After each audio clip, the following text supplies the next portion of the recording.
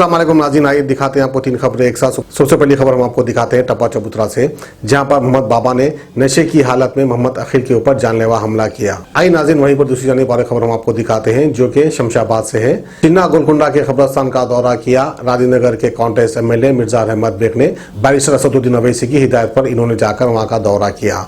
तो वैसे तो हर काम हिदायत पर ही करते हैं। बताया ये जा रहा था कि वहां पर लैंड ग्रैब सा कब्जा हो रहा था, जिसको सुनकर AIMIM गिल्डर्स वहां पर पहुंच गए। आइए नाज़रीन, वहीं पर तीसरी खबर हम आपको बताते हैं जो कि बड़ी अच्छी खबर है। राजीनगर शिवरामपल्ली के पास राजीनगर शिवरामपल्ली के प्राइमरी हॉस्पिटल में कोविड-19 का टेस्ट किया जा रहा है। जिस किसी को भी डाउट होगा क्या उनको कोरोना वायरस है या नहीं, वो जाकर वहां पर अपना टेस्ट करवा सकते हैं। हम आपको बता दें कि यहाँ पर रोजाना सिर्फ 25 पेशेंट्स का टेस्ट किया जा रहा है। सुबह 9 बजे से लेकर दोपहर में 1 बजे तक ये टेस्ट किया जा रहा है। आइए वहीं पर और एक खबर हम आपको दिखा देते हैं बड़े अफसोस के साथ, क्योंकि हमारे शहर के एक जाना माना नाम हबीब दुरुस्त, उनके फर्जन में आपस में झगड़ा हो गया। अब अल्लाह वालों के घराने में भी क्या इस तरह का झगड़ा होगा, क्योंकि दरअसल ये झगड़ा जो है दो सौतेले भाइयों के बीच में बताया गया। तो आइए इसके ताल्लुक से हम भी आपको दिखाते हैं।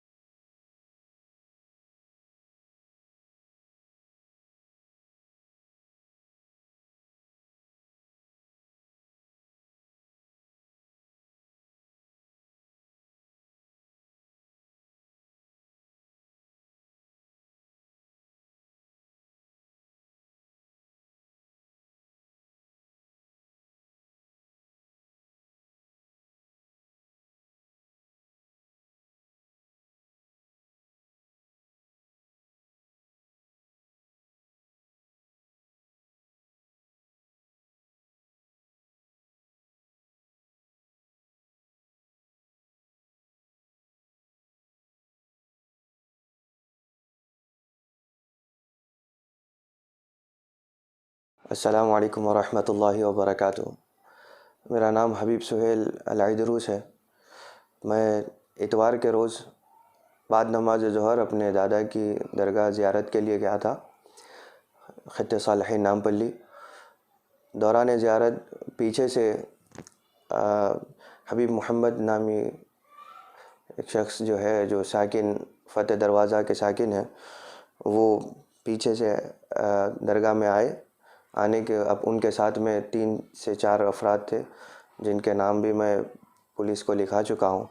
उन्होंने मुझसे गैर ज़रूरी तौर पर बहस शुरू की और बस मैंने उनको मुख्तसर से जवाब के साथ में जब उनकी बहस को काटना चाहा, तो उसके बाद में उन्होंने मुझ पर हमला किया और जानलेवा हमला कर रहे थे और बार बार ये बोल रहे थे कि अब तुमको कौन बचाएगा, क्योंकि उस वक्त दरगाह में कोई था भी नहीं।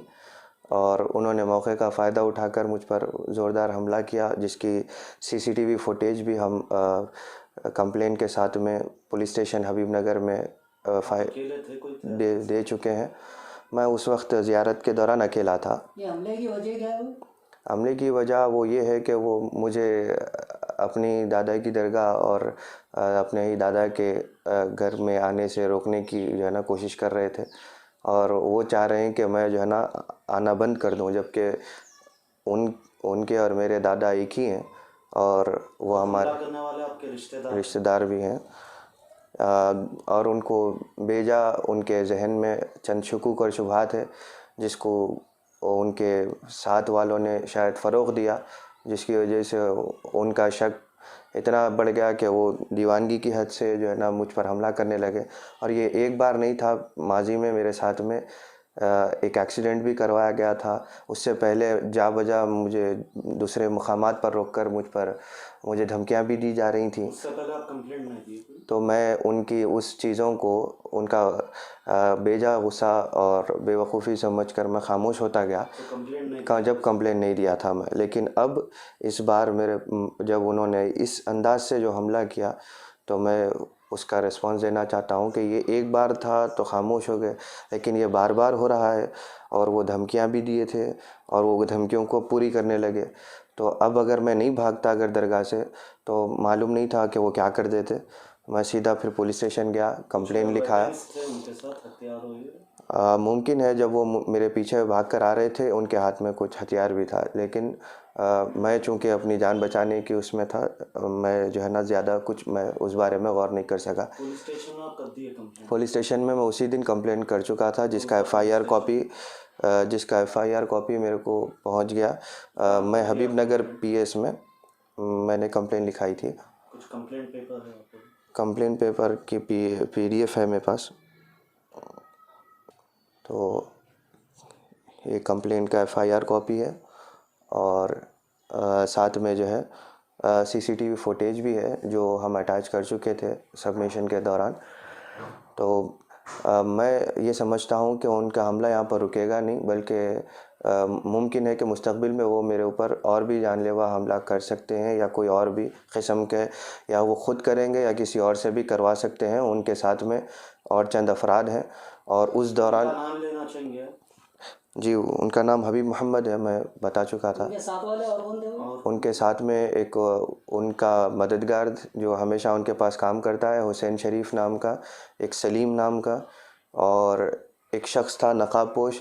बाद में मैं मालूमात किया तो मालूम हुआ कि वो सूडान से कोई आया हुआ एक आमिल है। पता नहीं, अल्लाह पता नहीं ये कहाँ रहते हैं। मैं इन तमाम के तो एड्रेस नहीं जानता, क्योंकि मेरे उनसे कोई ताल्लुक़ात नहीं है। अलबत्ता जो है कंप्लेंट लेके आप ये लोग अक्सर हबीब मोहम्मद के साथ, पुलिस ने फ़ौरन उस पर एक्शन करते हुए उनको कॉल करी थी। वो आते बोल के बताए थे पुलिस को, लेकिन पुलिस के सामने अपीयर नहीं हुए। और मैं ख़ुद पुलिस स्टेशन में काफ़ी देर तक बैठा हुआ था, क्योंकि वो सब कार्रवाई चल रही थी। और उस जब तक भी वो अपीयर नहीं हुए और जो है ना पुलिस एक्शन लेते हुए उनके घर पे जवानों को भेजी थी, और मालूम ये हुआ कि वो लॉक डाल के भागे हुए थे। उसके बाद से पुलिस कल भी गई थी उनके पास में, उनके घर पे कल भी लॉक था। तो वो फ़रार हैं। और हमले में आपको कुछ इंटरनल इंजर्ड हुआ? मेरे को इंटरनल इंजरीज यानी कि जो नहीं दिखाई दे रही, वो इंजरीज ज़्यादा हैं। यहाँ पर ज़ख़म थे जिसको मैं बिल्कुल 2 दिन से जी, मैं पूरा मेडिकल भी मेरा जब भी पुलिस वाले कराए थे। और ये पार्ट पूरा, चूँकि असल यहीं से उन्होंने हाथ उठाए थे और घूंसे मारे पेट में, और वीडियो में भी है वो घूंसे पेट में भी मारे, घुटने से मार रहे थे और लिटा के मारने की कोशिश चल रही थी। तो वगैरह वगैरह ये हमला चला। मैं हुकूमत तेलंगाना से दरख्वास्त करना चाह रहा हूँ कि वो मुस्तक़बिल में भी अगर मुझ पर कोई हमला होता है तो वो इससे मेरी मुहाफ़िज़त के लिए सिक्योरिटी फ़राहम करें, क्योंकि मुहाफ़िज़त यकीनन अल्लाह के हाथ है, लेकिन तदबीर हमारा काम है। शुक्रिया। A1 टाउनशिप की एक और नई पेशकश, जहांगीर पीर दरगाह से 2 किलोमीटर पहले मल्टीनेशनल कंपनीज के करीब, जो कि बिल्कुल आबादी से लगा हुआ, बेंगलोर हाईवे से सिर्फ 5.5 किलोमीटर, बीटी रोड से लगा हुआ, तमाम डेवलपमेंट के साथ 5,50,000 में 100 गज का प्लॉट। A1 टाउनशिप में आपका ये छोटा सा इन्वेस्टमेंट आपका और आपके बच्चों का मुस्तकबिल बदल सकता है। आज ही तशरीफ लाएं और A1 टाउनशिप के इस प्रोजेक्ट से फायदा उठाएं। Office at pillar number 235, opposite fisheries department, Rajendra Nagar, Hyderabad.